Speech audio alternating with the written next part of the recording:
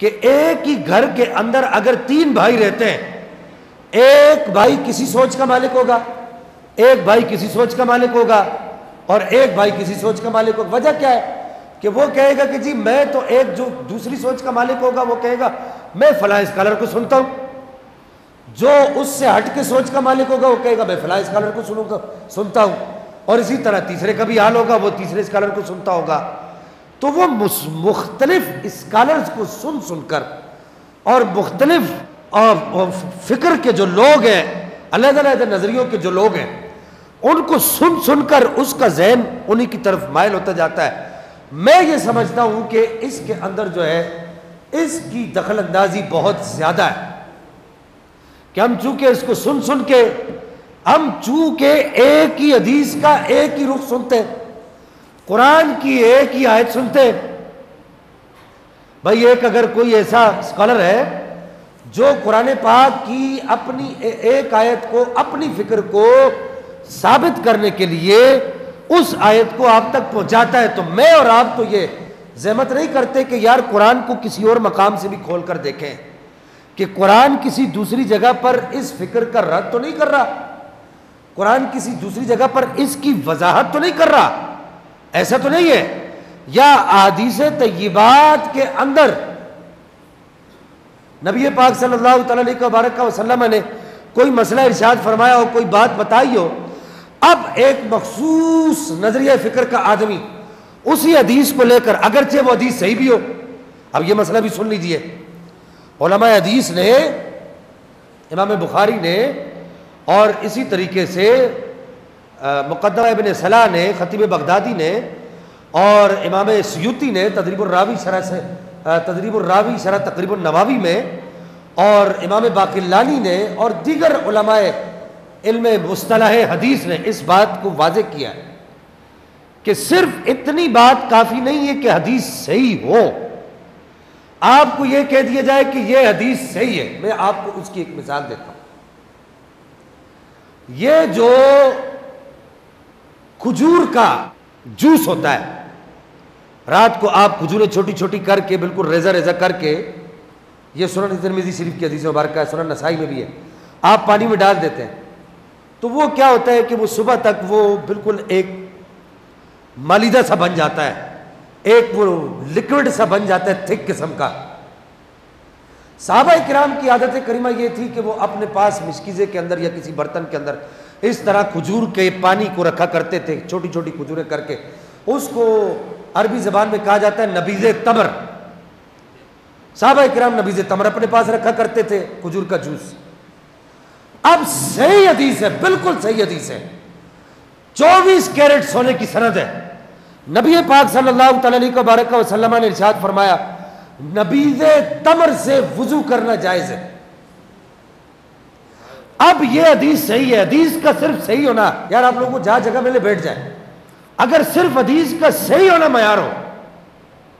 حدیث صحیح ہے تو اب نبیذ تمر سے وضو کو جائز قرار دینا چاہیے۔ اسی طرح ایک حدیث اور بھی ہے، نبی پاک صلی اللہ تعالیٰ علیہ وسلم نے دوسرے مقام پر منع فرمایا کہ نبیذ تمر سے وضو نہ کرو، اور صحابہ کو قولی طور پہ منع فرمایا، فعلی طور پہ منع فرمایا، قول بھی منع فرمایا، فعل بھی منع فرمایا، فرمایا نہیں خبردار نبیذ تمر سے وضو نہیں کرنا۔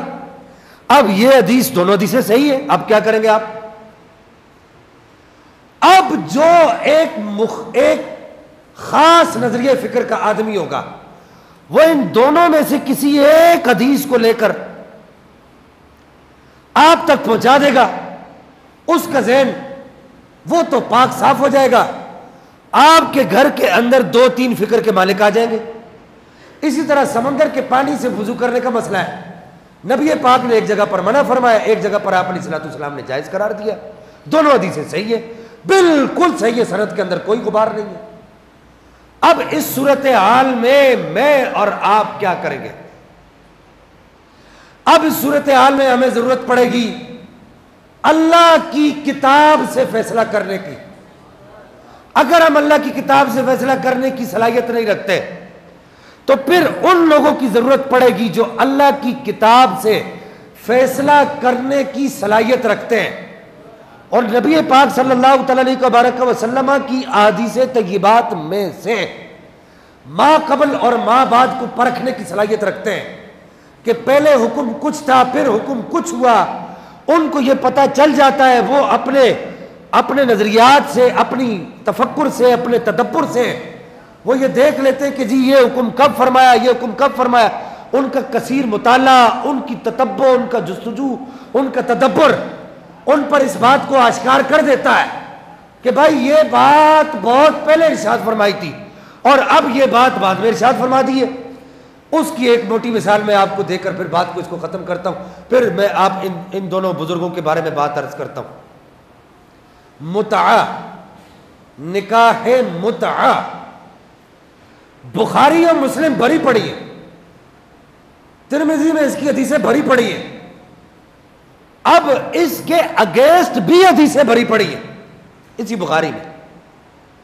اب اگر کوئی آدمی ایک مخصوص طبقہ فکر کو، جس کو شیعہ کہتے ہیں، وہ کہ یہ دیکھیں جی یہ بخاری شریف میں لکھا ہوا ہے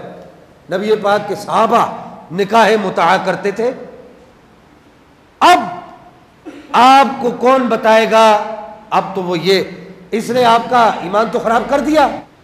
اب اس کے اگینسٹ بھی حدیثیں موجود ہیں۔ حضرت عبداللہ ابن عباس مولا علی کے شاگرد، بولو نا سبحان اللہ، مولا علی کے شاگرد، وہ کہتے ہیں نکاح متعہ پہلے جائز تھا، لیکن جب نبی پاک نے خیبر کو فتح کر لیا تو آپ صلی اللہ تعالیٰ علیہ وسلم نے واپس آتے ہوئے ارشاد فرمایا کہ اب قیامت تک نکاح متعہ حرام ہے۔ اب یہ حدیث آپ کو کون دکھائے گا؟ صرف ایک ہی اسکالر کی بات سن کر، اور اس کی بھائی وہ تو حدیث پیش کر رہا ہے، وہ تو قرآن کی آیت پیش کر رہا ہے، نہیں۔ آپ اس وقت تک فیصلہ نہ کریں، خاص کر کے میری ملت کے نوجوان، آپ اس وقت تک فیصلہ نہ کریں جب تک آپ کسی اپنے تھاٹ آف لا کے کسی مستند عالم سے ملاقات نہ کر لیں، اس وقت تک آپ فیصلہ نہ کریں۔